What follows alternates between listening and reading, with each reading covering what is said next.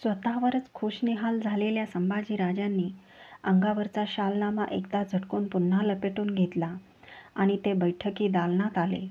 त्यांना बघताच काहीतरी लिहित बसलेले कवी कुलेश अदबीने उठले. काय लिहिता कविराज? संस्कृत की कुछ समस्या पूर्ति हिंदुस्तानी में हल करने का यत्न कर रहा था स्वामी.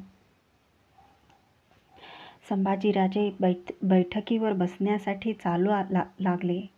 त्या दालनाच्या दगडबंद भिंतीला लागून काही हारे मांडले होते. ते तोंडल्यांनी भरलेले हारे कुणब्यांनी वाड्यावर पाठविले होते. मुदपा काकडे पाठविण्यासाठी ते एकसरीने मांडून बगलेला ठेवले होते. सहज म्हणून संभाजीराजांनी त्यातील एक टपोरे पिकू घातलेले तोंडले उचलले व ते बैठकीवर जाऊन बसले. कविराज एक समस्या पुरती सोडवाल?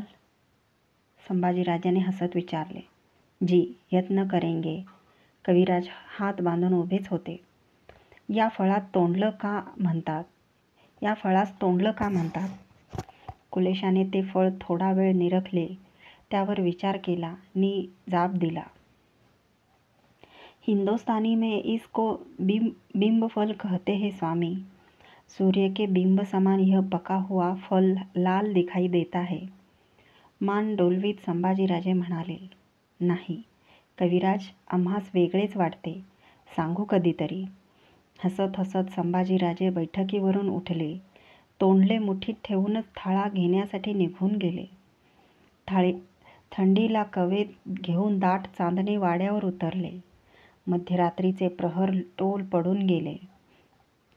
शाल पांघरलेल्या संभाजीराजांचा डोळा लागला नव्हता.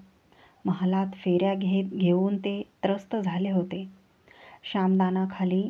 श्यामदानाखाली कितीतरी पतंग पंख जाळून घेऊन निवांत पडले होते. काहीतरी मनी बांधल्यासारखे संभाजीराजे सुखमहलातून बाहेर पडले. त्यांची पावले दारोनी महलाच्या रोखाने चालू लागली. पहाऱ्यावरचे गडी त्यांना देत असलेल्या मुजऱ्यावर त्यांचे लक्ष नव्हते. नेमकी त्यांची पावले येसूबाईच्या सुखमहलासमोर थांबली. पहाऱ्यावरची अर्धवट पेंगुळलेली कुणबीन त्यांना बघताच धडपडत उठली. पदर सावरू लागली. आत वर्दी दे, आम्ही आलोत. कसल्या तरी आकाशी विजेने संभाजीराजांचे डोळे वरख देऊन काढले होते. जी, कुणबीन पाकोळीगत आत सटकली. क्षणभरातच परत फिरली. म्हणाली, जाग्याच हाईत. संभाजीराजे महलात आले. दरवाजाला आडबंद पडला. गज पावलांनी बांडे संभाजीराजे भोसले येसूबाई उभ्या असलेल्या मंचकाजवळ आले. थेट मंचकावर बसले. त्यांच्या छातीवरची कवड्यांची वरखाली लपलपणारी माळ त्यांनी उतरली, चौरंगावरच्या तबकात ठेवली नि मंचकाची काठाळी धरून उभ्या असलेल्या येसूबाईंना नजर दिली. खाली मान घालून चंद्रकळी शालूचा मुखभर पदर पेलून उभ्या असलेल्या येसूबाई अष्टमीची चंद्रकोर भवानीच्या भंडाऱ्याच्या परडीत डुबवून काढल्यावर दिसते तशा दिसत होत्या. आपली स्वारी कधी नव्हे ते मध्यरात्र टळल्यावर थेट आपल्याच महाली आले आहे हे त्यांना खरेच पटत नव्हते. त्या पार गोंधळून गेल्या होत्या. धडधडती शांतता काही काळ कुचमून गेली. मग घोगरट बोलीत संभाजीराजे म्हणाले, आमचं एक काम कराल? जी. खानदानी पदर नाजूक हल्ला. काम साधिलवार नाही. राजरक्ताने पेच टाकला. आम्ही सारी कोशिश करू जा बाला. हे एवढं तोंडलं आम्हास तोडून पाहिजे.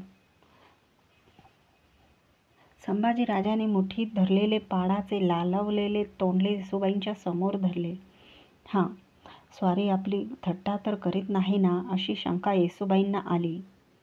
त्या हसत हसत म्हणाल्या, फार जोखमीचं काम खरं, पण आम्ही ते हमखास करू. बघा, शब्द परताल. संभाजीराजेंचे डोळे लखलखले.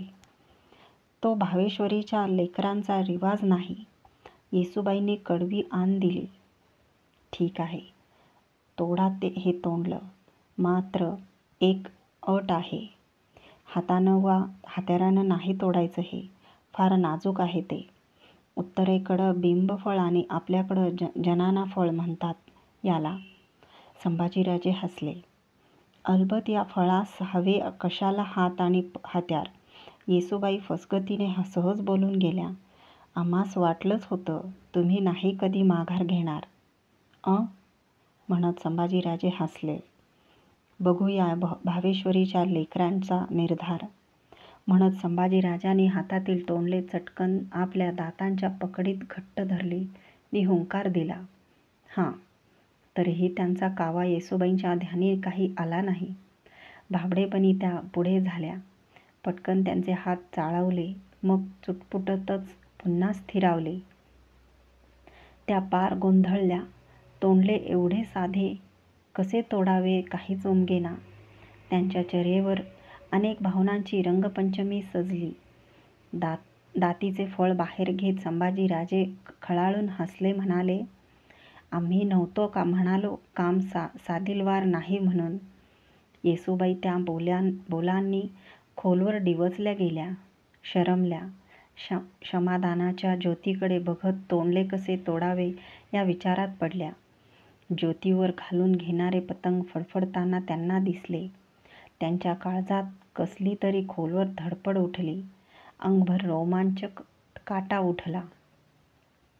केवढा चावटपणा करायचा तो, अशा अर्थाची एक कृतकोपाची नजर त्यांनी संभाजीराजांच्या फरीसारख्या खोल पुष्ठमुद्रेवर टाकली. त्यांचे उभे अंग मोरपिसांचे झाले. डोळे निर्धारी तेजवान झाले. दातात फळ पुन्हा धरून संभाजीराजे डोळ्यांनी हसत होते. येसूबाईंचा चंद्रावळी गोल मुखडा हळूहळू तोंडल्याकडे सरकू लागला. एका आगळ्या जगात जाताना त्या कुलस्त्रीचे डोळे अंगभूत लज्जाभावाने आपोआप मिटते झाले. येसूबाईंच्या कुंदकळी दातांची पकड तोंडल्यावर पडली. त्या छळवादी फळाचा आवेशाने येसूबाईंनी लचका तोडला. गुंजलाल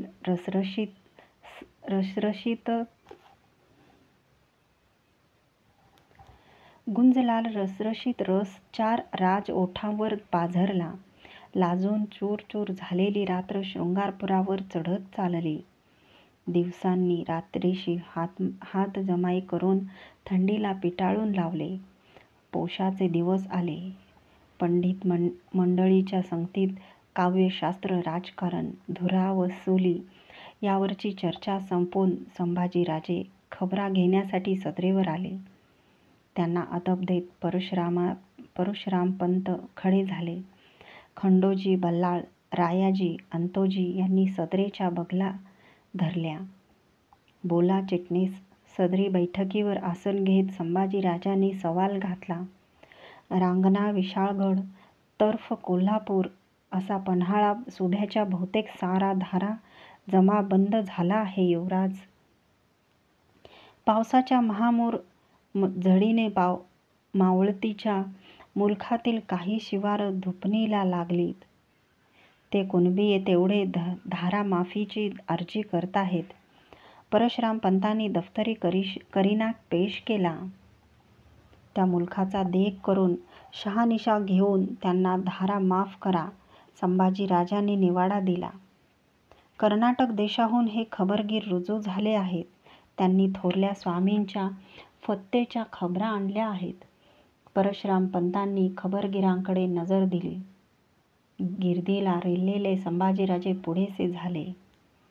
सरकार, थोरल्या धन्यांनी हौदीगिरीच्या रानात कैस स्वामींच्या समाधीचे दर्शन घेतले. दानधर्म केला. एका खबरगीराने पुढे होत मुजरा भरला. भृशत बलान्वये सिंधुसागरासारखे बलशाली असलेले राजे शहाजी. संभाजीराजांच्या मनी बुधभूषणम फेर टाकून गेला. एका दगडी छत्री समोर गुडघे टेकून छत्रीला माथ भिडविलेले आबासाहेब त्यांना दिसू लागले. आम्ही या मोहिमेत आपल्या दिमतीला असतो तर आबासाहेब आम्हासही आमचा माथा त्या छत्रीसमोर नमता करण्याचं भाग्य लाभलं असतं. एक दुखरा निश्वास सदरेवर उमटून विरला. कोलार, अरणी, तोरगळ, गदग असा मुलूक मारून थोरलं धनी बेलवाडीला भिडलं. वाडीच्या गढीची राखण मल्लम्मा देसाईनीनं नेटानं करण्याची शिकस्त केली.